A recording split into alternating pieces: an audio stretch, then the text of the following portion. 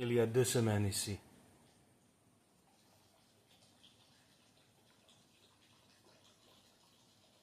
I'm still in the Capacensis Villas, a beautiful, serene compound, tucked away and brilliantly designed and landscaped to allow clientele a private space with a plunge pool, a full restaurant bar for daily meals, and a fine dining restaurant. I ate there last night.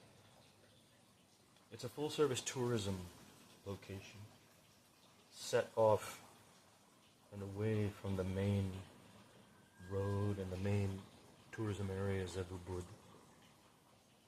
I've seen families here from India, Australia, Russia, France, 2 from the US, and couples from Korea and China, possibly Singapore or Japan. It is, relatively speaking, more expensive than other places like homestays or smaller places, because it's an all-inclusive spot, and these are families then who may be considered to be upper middle class or wealthy leisure class, we can say.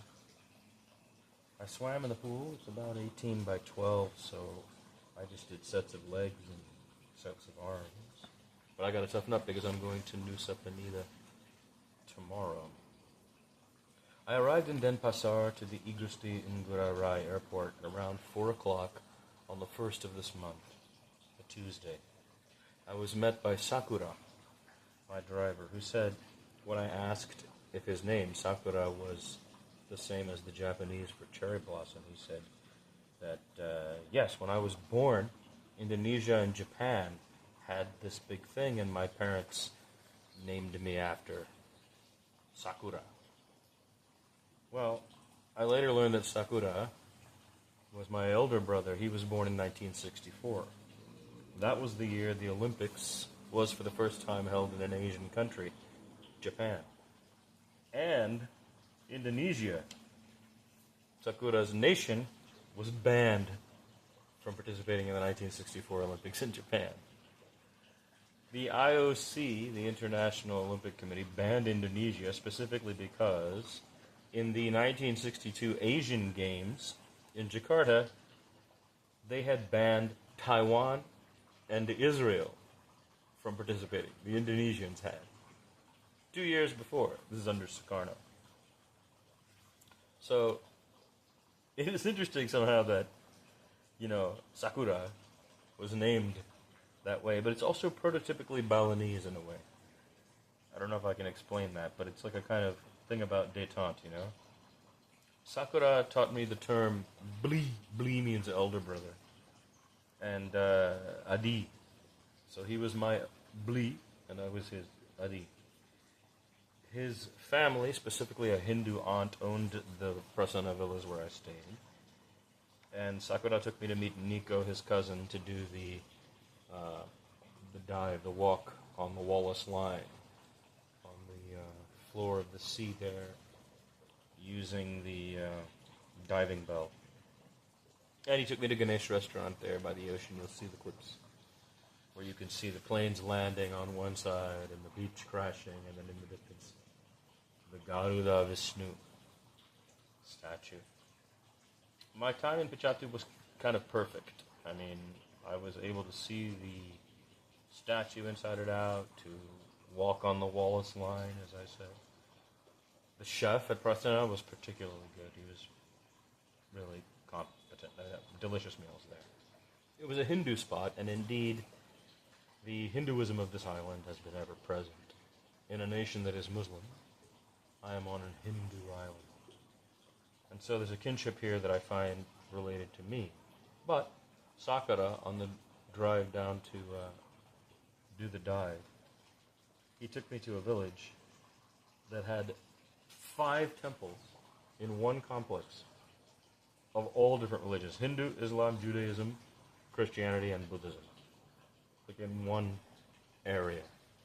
I learned the name for it today, but I don't have that handy. But it was great. And he goes, only in Bali, he says, My Bali. The détente seems to be a part of the culture. everybody arriving here over the centuries and getting along. It has at its center a belief in kinship that is related to a tripartite consideration of the universe. Offerings daily are made, and they're categorical. Human to God, that is to say, offerings that are made in the temple to God. Human to human.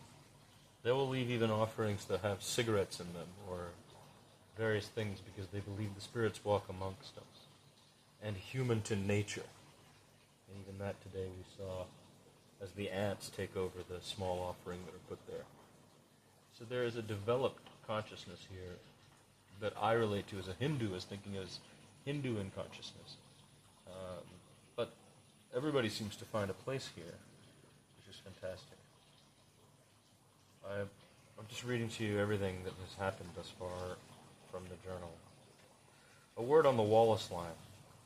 If you begin a Google search on Alfred Russel Wallace, in short order he is identified as an explorer, a collector, a scientist, a naturalist, and maybe lately co-author with Charles Darwin of the theory of evolution, or natural selection, and thus evolution. Wallace achieved this through observation of the natural world, and in his travels throughout the Malay Peninsula, coming to the fundamental breakthrough upon crossing what we now call the Wallace Line, an imaginary line separating and defining the Sunda and Suhul shelves, Southeast Asia and the Australo-Pacific. Wallace is the father of biogeographical evolutionary science. And arguably other fields, tectonics, floating, all of the stuff. He's also a highly romantic figure. He was a collector who became a naturalist and a scientist through rigorous methodology, allowing him to have data that yielded a truly brilliant breakthrough in thinking. Generations of kids fantasize about doing this, And I guess I'm going to stop there. 2 weeks in Indonesia, I feel deep kinship with these people.